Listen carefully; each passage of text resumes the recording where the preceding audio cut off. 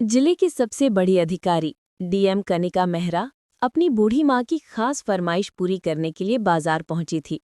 वो एक साधारण गुलाबी सलवार सूट में थी। उनके चेहरे पर कोई अहंकार नहीं, सिर्फ एक आम गांव की लड़की जैसी सादगी थी। उन्हें देखकर कोई कल्पना भी नहीं कर सकता था कि ये महिला पूरे जिले की सबसे बड़ी शासक है। कनिका मेहरा एक चिकन की दुकान पर रुकी। दुकान पर एक 40 साल का परिश्रमी आदमी, जिसका नाम रहीम था, चिकन बेच रहा था। कनिका मेहरा ने धीमे विनम्र स्वर में कहा, भैया मुझे 1 किलो चिकन दे दीजिए। ठीक इसी पल एक मोटरसाइकिल की तेज आवाज दुकान के पास आकर रुकी। उस पर बैठा था इंस्पेक्टर आदित्य रंजन। इंस्पेक्टर रॉब से उतरा और उसने आदेश दिया, मेरे लिए 2 किलो चिकन पैक कर दो, जल्दी। रहीम ने विनम्रता से हाथ जोड़ते हुए कहा, सर आप बस 2 मिनट रुक जाइए, मैं पहले मैडम को दे दूं, फिर आपको भी दे दूंगा, वो पहले से खड़ी हैं। इतना सुनते ही इंस्पेक्टर रंजन का अहंकार फूट पड़ा। उसका चेहरा गुस्से से लाल हो गया। वो चिल्लाया, क्या कहा? मुझे 2 मिनट रुकना पड़ेगा? तेरे बाप का नौकर हूं क्या मैं? क्या तुझे दिख नहीं रहा कि मैं कौन हूं? भूल गया क्या? मैं अभी चाहूं तो तेरी ये दुकान, तेरा परिवार, सब कुछ यहां से उठा दूं। इसलिए ज्यादा जुबान मत चलाना। जल्दी से पहले मुझे दे, फिर किसी और को देना, समझा? इंस्पेक्टर की ये सत्ता की गर्मी और अनाप शनाप भरी बातें कनिका मेहरा चुपचाप खड़ी सुन रही थी। वो अपनी शांत आंखों से देख रही थी कि ये इंस्पेक्टर किस तरह अपनी वर्दी की ताकत का गलत इस्तेमाल कर रहा है, एक गरीब दुकानदार को गाली दे रहा है और धमका रहा है। कनिका मेहरा ने बीच में बोलते हुए अपनी आवाज में हल्की सी दृढ़ता लाई, सर आप बाद में आए हैं तो आपको थोड़ा रुकना होगा। मैं पहले आई हूं, मुझे पहले लेने दीजिए, फिर आप भी ले लीजिएगा, इसमें कौन सी बड़ी बात है? इंस्पेक्टर कनिका मेहरा की तरफ घूमा। उसकी आंखों में तिरस्कार और गुस्सा था। वो व्यंग्यात्मक हंसी हंसकर बोला, अबे ओ गवार लड़की, तुझे दिखता नहीं मैं कौन हूं? मैं यहाँ का इंस्पेक्टर हूं, समझा? यहाँ जो मैं कहता हूँ वही होता है। तू मेरे सामने जुबान मत चला। तू जानती नहीं मैं कौन हूं। मैं अभी चाहूं तो इतना मारूंगा कि तू घर तक चल के नहीं जा पाएगी।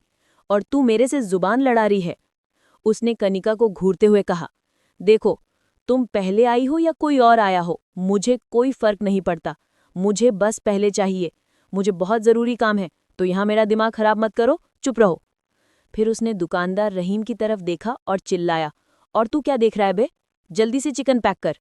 इंस्पेक्टर चिकन लेकर अपनी मोटरसाइकिल पर बैठने ही वाला था कि रहीम ने हिम्मत जुटाकर कहा, इंस्पेक्टर साहब, आपने चिकन के पैसे नहीं दिए, प्लीज पैसे दे दीजिए, ज्यादा नहीं, बस 400 रुपए ही हुए हैं।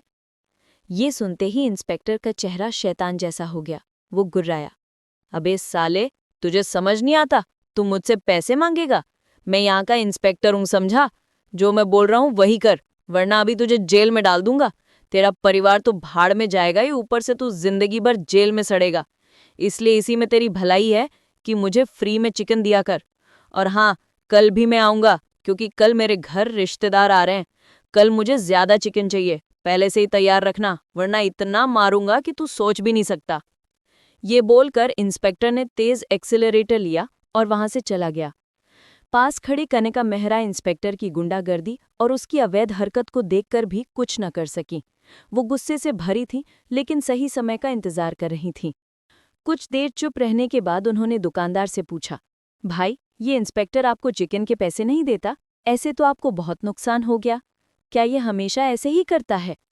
रहीम की आंखों में बेबसी थी। उसने कहा, हाँ बहन, ये इंस्पेक्टर कई बार मेरे से चिकन लेकर गया है, लेकिन कभी पैसे नहीं देता।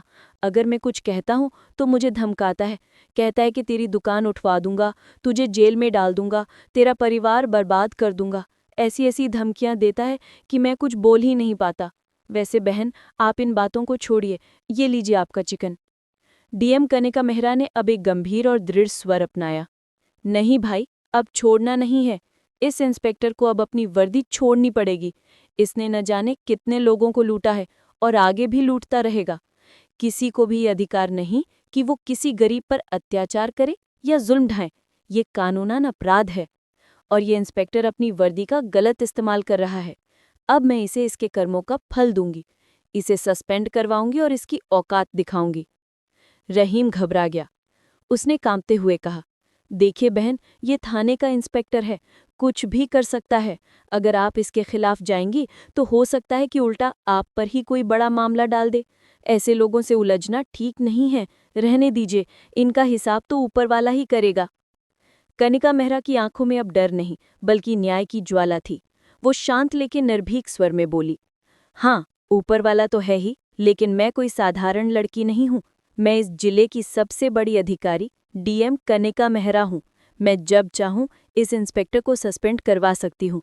मैंने इसे पहले कभी नहीं देखा, इसलिए अब तक ये बचा हुआ था, लेकिन अब नहीं बचेगा। उन्होंने आगे कहा, ये जो कर रहा है बहुत गलत कर रहा है। कल जब आप दुकान पर रहेंगे, मैं भी आपके साथ रहूंगी। उस इंस्पेक्टर की सारी करतूत कैमरे में रिकॉर्ड करूंगी, ताकि हमारे पास ठोस सबूत हों, और आपको भी गवाही देनी पड़ेगी। मैं इस मामले को कोर्ट तक लेकर जाऊंगी। कल मैं इसी समय आपके पास आ जाऊंगी और यहीं बैठूंगी। फिर देखते हैं ये इंस्पेक्टर कैसे बिना पैसे दिए चिकन लेकर जाता है। कनिका मेहरा ने अपना चिकन लिया और साथ ही 600 रुपये रहीम की ओर बढ़ाए। ये लीजिए भाई, ये मेरे और उस इंस्पेक्टर दोनों के चिकन के पैसे हैं।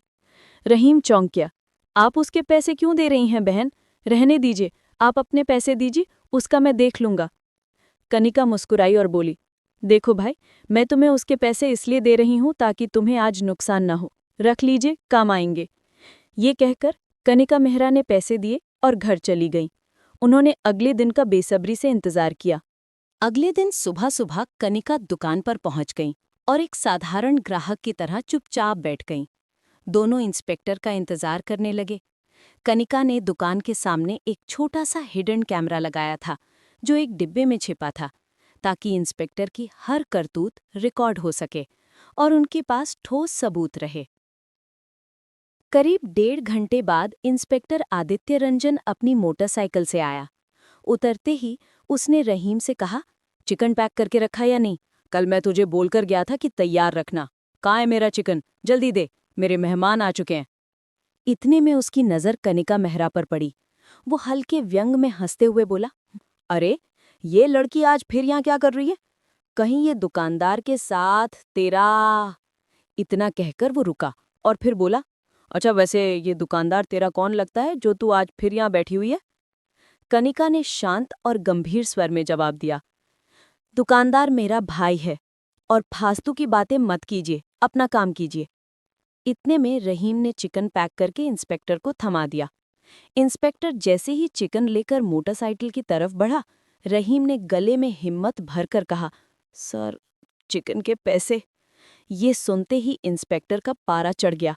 उसका चेहरा गुस्से से लाल हो उठा और वो आग बबूला होकर चिल्लाया, अबे, तुझे कितनी बार समझाना पड़ेगा? फिर मुझसे पैसे मांग रहा है? मैंने कल भी कहा था मैं पैसे वैसे नहीं दूंगा। मैं यहाँ का इंस्पेक्टर हूँ और तू मुझसे पैसे मांगेगा? तुझे डर नहीं लगता? अभी चाहूंगा तो तेरा ये दुकान उठा दूंगा और साथ में तुझे जेल में भी डाल दूंगा। इसलिए अपनी जुबान बंद रख, बिना वजह मेरा दिमाग खराब मत कर। रहीम ने घबराकर लेकिन दर्द भरी आवाज में कहा, इंस्पेक्टर साहब, आप सुबह सुबह बिना पैसे दिए चिकन ले जाकर चले जाते हैं। दिन भर मेरे अच्छे कस्टमर नहीं आते, मेरा नुकसान हो जाता है। प्लीज़ कम से कम आधे पैसे तो दे दीजिए। रोज़ ऐसा करेंगे तो मेरा घर कैसे चलेगा? हमें कितनी मेहनत से ये सब करना पड़ता है। आप हमारे पेट पर लात मार रहे हैं साहब, प्लीज़ पैसे दे दीजिए। इतना सुनते ही इंस्पेक्टर और भी शैतानी गुस्से से भर गया। उसने झट से रहीम के गाल पर जोरदार थप्पड़ जड़ दिया और क्रोध में बोला, तुझे अकल नहीं है क्या? कितनी बार समझाऊं कि मुझसे बहस मत किया कर? मेरा समय बर्बाद कर रहा है। मैं तुम्हें कभी पैसे नहीं दूंगा, चाहे तू कितना भी बोले। अगली बार ऐसा कुछ कहा तो मैं इतना मारूंगा कि तेरे हाथ पैर तक नहीं बचेंगे। ये देखकर कनिका मेहरा खुद पर काबू ना रख सकी। वो गुस्से से चिल्लाईं, इंस्पेक्टर साहब, आपको पैसे देने ही पड़ेंगे। आप यहाँ चिकन लेकर जा रहे हैं, चिकन फ्री में नहीं मिलता, इससे दुकानदार का नुकसान होता है। आप धमकाकर वर्दी के दम पर लेकर चले जाते हैं और कभी पैसे नहीं देते। ये कानून का उल्लंघन है। जनता के साथ ऐसा व्यवहार नहीं होना चाहिए। इंस्पेक्टर का गुस्सा अब सीमा पार कर गया। वो अचानक कनिका मेहरा के चेहरे पर भी एक थप्पड़ जड़ दिया और क्रोध में बोला, तू खुद को क्या समझती है? मेरे से जबान लड़ाकर बैठी है। तू मुझे जानती नहीं? तेरी अकल ठिकाने नहीं है क्या? मेरे से पंगा मत ले, वरना मैं ऐसा मारूंगा कि तू घर तक चलकर नहीं जा पाएगी।